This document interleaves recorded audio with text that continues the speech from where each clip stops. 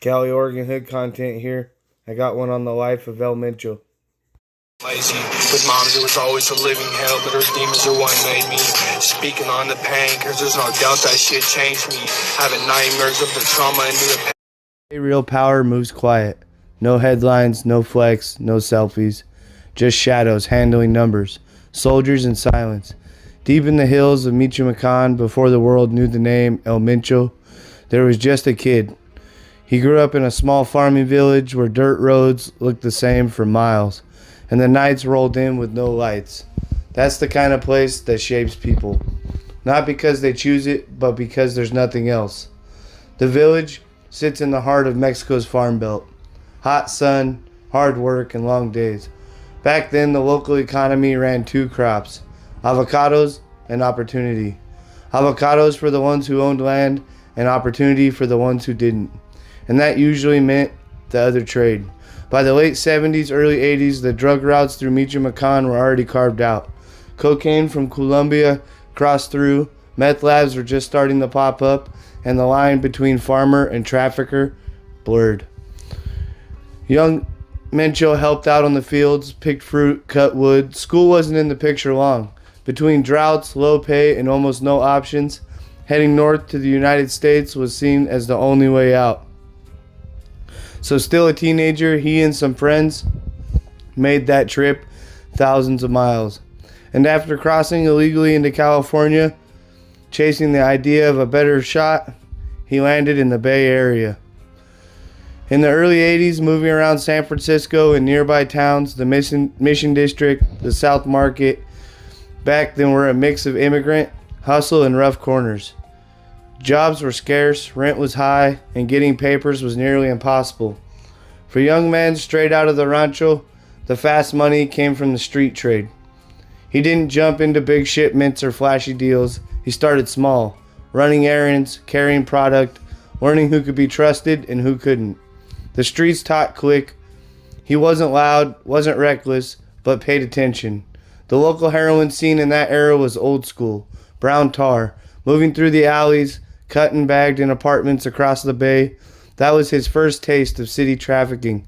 But U.S. law doesn't play, and by the mid-80s, he was caught in a federal case involving conspiracy to distribute heroin.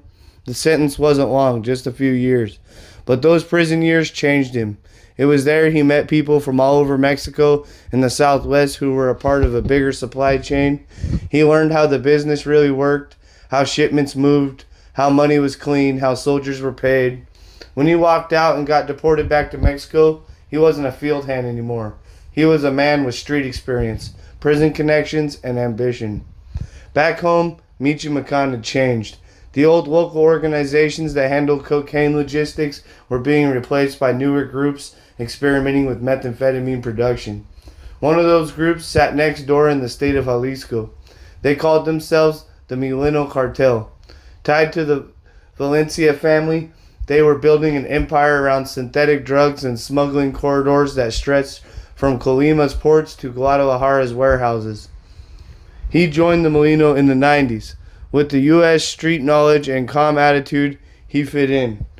He wasn't a celebrity, he was an operator. People around him said he was disciplined, into family, not into partying. The Mileno years were his second education. He learned logistics, how ports mattered more than mountains, how labs could do the coca fields couldn't, how to manage a crew without losing control. But Mexico's underworld never stays calm for long. New rivals from the Gulf Cartel, known as Los Zetas, began pushing west, bringing military tactics and a wave of terror. Mileno leaders scattered. Mencho saw opportunity in that chaos. Instead of defending old borders, he built his own army under a new name, Los Mata Zetas, the Zeta Killers. That move was part of survival, part of branding. In the eyes of locals tired of Zeta kidnappings, Mencho's group looked like defenders. In truth, it was a blueprint for a new power, one that would later become the Jalisco New Generation Cartel, CJ&G. Around 2009 and 2010, Mileno officially cracked after internal wars and arrests. Mencho stepped out from the shadows with his own banner, CJ&G. Started small but well organized. Men with matching uniforms, trucks, and discipline. They made their first big statement with public videos claiming to fight for order in Jalisco. That was propaganda, but it worked. People wanted someone to stand up to the chaos, and Mencho used that image to recruit loyalists. Fast, instead of spreading into thin, he secured home ground first, Jalisco, Colima, Michoacan. Then he moved to logistics, controlling ports like Manzanillo, cutting deals with producers in Asia for chemical imports, and setting up corridors into the U.S. That foundation would later feed distribution lines reaching deep into American cities.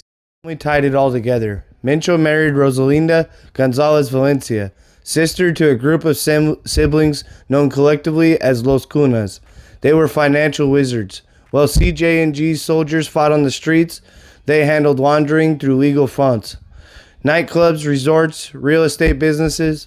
Their marriage turned Mencho's operation into a family corporation. They used loyalty instead of contracts, and fear instead of advertising. Mencho's leadership style stayed consistent, invisible, disciplined, and brutal when necessary. Unlike El Chapo Guzman, who craved fame, Mencho avoided cameras. No self-promotion, no interviews, no gold-plated guns on social media. By the early 2010s, Mencho's network was already tightening its grip. CJ&G moved in silence but struck like a flash flood. Heavy, fast, and everywhere at once. They took over neighboring corridors in Michoacan and Colima. They pushed into Guanajuato and Veracruz. Rival cartels underestimated them, thinking they were just another small break-off crew. But underneath, their structure looked more like a private military than a street gang. Each cell had hierarchy: local boss, logistics, chiefs, financial handlers. Soldiers trained with real gear. Often former police or military, they rolled in customized armored vehicles, locals called montrulos. Literal tanks made from pickups. Instead of hiding, they paraded strength online. Carefully produced videos showed columns of men shouting loyalty to Mencho, yet his personal image never appeared.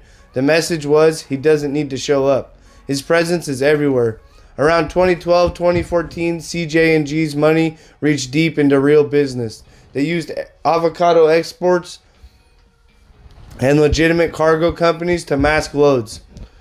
That infrastructure made the next move simple. Extend not just narcotics across the border, but organizational control. In California, ports like Long Beach and Los Angeles, investigators later traced meth shipments labeled as cleaning supplies or ceramics from those ports, spread north through Interstate 5. By 2015, that route touched Central California towns, then crossed into Oregon and Washington. Places like Yakima and Portland weren't just dots on the map. They became active offload points for smaller cells who handled local distribution. Yakima, known more for apples and farmland, had quietly turned into a logistical waypoint. The combination of quiet rural highways and massive produced shipments gave traffickers cover. The DEA would later note that CJ&G had moved in using existing farm worker networks. People who knew each other, trusted each other, understood transport lines. Portland, meanwhile, served as a consumer hub. College crowd, nightlife, and demand for pills and powder. LA stayed the primary gateway, but those northern spots demonstrated how far Mencho's reach extended without ever crossing the border himself. While consolidation in U.S. looked methodical, back home, CJ&G's war machine hit its violent peak. In 2015, Operation Jalisco crackdown began when the Mexican army rolled out to capture Mencho near El Purification. This response shocked even veteran officials. His men fired an RPG at a military helicopter, something almost unheard of in modern Mexico, bringing it down, killing 9 soldiers. In retaliation, CJ&G launched a coordinated offense across the state. Buses burned, banks torched, highways blocked, entire towns froze overnight. It wasn't random chaos, it was controlled distribution. The group showing it could paralyze the state at will. After that day, Mencho wasn't just a target, he was a symbol of defiance. The U.S. government placed a multi-million-dollar reward on his head. While Mexico quietly admitted they'd underestimated him, CJ&G didn't stop. They advanced into Guanajuato to fight the Santa Rosa de Lima cartel, turning the industrial region into one of Mexico's most violent zones. Car bombs, drone-dropped explosives, ambush tactics that mirrored real-life warfare. Yet behind his brutality remained Mencho's discipline. Associates described him as spiritual, even quiet, giving orders through short messages and handwritten wilas. His inner family network controlled finances, while his wife handled assets. Girlfriends and in-laws managed shell companies. The operations diversified further into extortion, fuel theft, known locally. That double stream, drugs and industrial theft, made CJ&G nearly self-sufficient. As profits soared, the product line shifted. Meth had long been their cash engine, but around 2016, fentanyl became the gold rush. Synthetic opioids brought maximum profit with minimum shipment weight. U.S. markets were wide open. Overdose cases were climbing. Counterfeit pills flavored with fentanyl took hold from California to New York. CJ&G mastered conversion labs, mixing powder into pills stamped to look like pain prescriptions. Shipments moved through L.A. ports, hidden in legal cargo, then out by truck up the I-5. In Yakima, investigators saw spikes and seized fake oxycodone tablets marked with M30 imprint, a signature of counterfeit production, each one worth a few dollars to manufacture but sold for 20 or more on the street.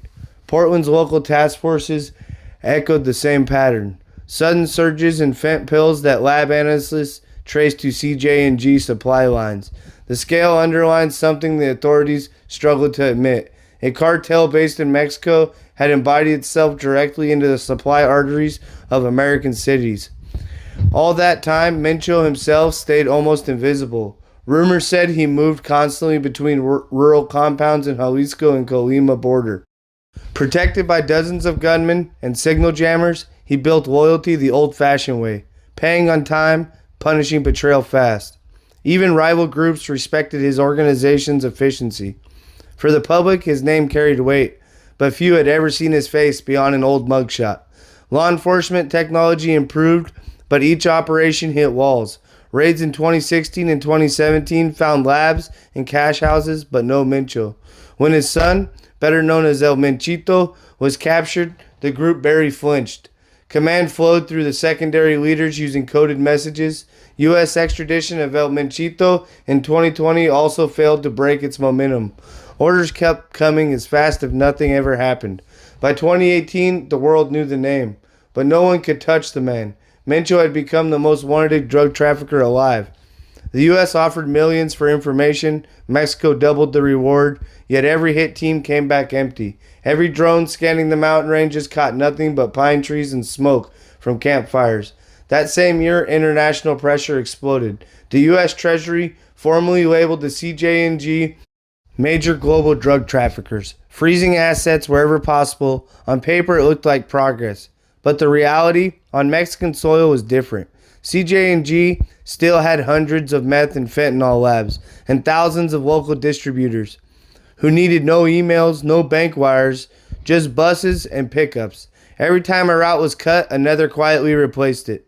Federal agents could chase names, but the machine ran on loyalty and fear, no documentation. While government agencies pushed statistics and arrest numbers, fentanyl deaths in the states kept climbing. Counties around Los Angeles and Yakima Valley in Portland reported overdose waves like never before. The DEA's Western Division noted that pills traced to CJ&G were now the majority of counterfeit opioids seized along the I-5 corridor. The organization's grip had moved from supplier level to neighborhood scale, connecting families in the valleys of Jalisco with families burying loved ones in Oregon. Mexico's federal leadership shifted under growing political tension. Each new administration promised to end the organized crime without war.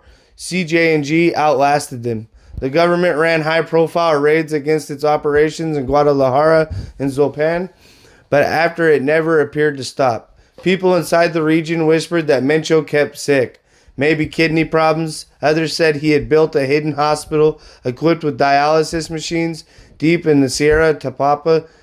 Journalists investigated and published hints, but nothing confirmed. What mattered was that every rumor added to his legend, the ghost boss, who would command a modern army while fading out of sight. Between 2019 and 2022, CJ&G fought multiple simultaneous wars against Sinaloa factions led by Los Chapitos, against local militaries in Michoacan, even against remnants of the Zetas descendants in Veracruz. Each front produced brutal images, roadside ambushes, armored convoys, and entire towns caught in firefights.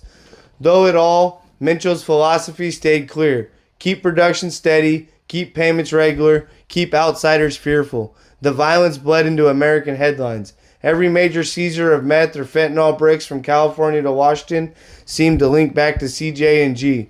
Cities like LA began forming joint DEA and local police task force specifically named after Mencho's group. The Yakima region saw rural stash houses uncovered in apple orchards, proof that the distribution networks used the same agricultural transport systems that once carried legitimate produce. In Portland, federal prosecutors identified CJ&G subcells using apartment fronts and even repair shops to blend in. Each case traced small wire mid-level figures. Mencho's communications style made decapitation nearly impossible. He used rotating couriers and carrying handwritten slips instead of phones. Commands were brief. City initials, payment codes, shipment weights. His silence wasn't passive. It was security doctrine. The fewer words spoken, the longer he lived. In 2023, his wife was arrested for laundering allegations. That tightened pressure, but still didn't shake the structure. Analysts said Mencho had moved decision-making into a collective board of relatives and trusted lieutenants. Meanwhile, U.S. seizures of maritime meth shipments hit record levels. 1 ton off of San Diego, another in Oakland, then Seattle. The Pacific Pipeline remained the backbone of CJ&G profit. The LA, Yakima, and Portland formed its northern triangle of consumption and transit. By 2024, whispers of tension inside the organization surfaced. Younger commanders wanted digital coordination, while old guard loyalists insisted on total secrecy. Mencho, aging and often ill, chose what he knew over innovation. His leadership started resembling a myth more than a physical presence. For locals in Jalisco, every convoy of armored trucks moving through the countryside meant Mencho's men. He didn't need to show face. His reputation drove compliance. That same year, the fentanyl crisis in the U.S. reached political boiling point. Public outcry pushed for direct sanctions against groups like CJ&G, as if they were foreign terrorist organizations. Washington and Mexico negotiated new task force sharing satellite data and undercover funding. Intelligence units cross-checked intercepted shipments between California and Mexican West Coast. Bits of that intelligence never made it public at time, would later play into the 2026 confrontation. Yet at the start of 2025, Mencho still looked untouchable. DEA reports acknowledged his group functioned in at least 24 Mexican states. Economists estimated their annual revenue easily surpassed $1 billion. Even while fighting on multiple fronts, CJ&G maintained order in its central territories. For ordinary residents of Jalisco, power outages or road closures weren't government issues but cartel logistics. Signals that shipments were moving inside the cartel's culture, loyalty centered on pride and discipline. February 22, 2026, a combined team of Mexican Army and National Guard launched a coordinated strike. 200 men moved under fog through that mountain corridor, guided by heat imagery. They reached a small wooden compound within an hour of sunrise. From witness reports later compiled, the first call out went unanswered. Then sudden gunfire erupted from inside. Automatic bursts forcing soldiers down. The firefight lasted minutes but felt longer. 8 guards were neutralized almost instantly. 2 soldiers were wounded. Mencho, surrounded and bleeding, fled through the hillside with 2 bodyguards. He had been hit. Troops gave chase through the bush. A military helicopter hovering nearby came under fire. One rotor took a hit, forcing an emergency landing but staying intact. When ground units closed in around mid-morning, they found Mencho unconscious near a ridge, his men dead beside him. Field medics attempting to stabilize him. He was loaded aboard another chopper heading north towards Guadalajara Military Hospital, but he did not make it. And this was the end of El Mencho. His men then declared war on the state of Mexico. Chaos. Cities shut down, buses burning, churches bombed. Now Mexico looked like a war zone.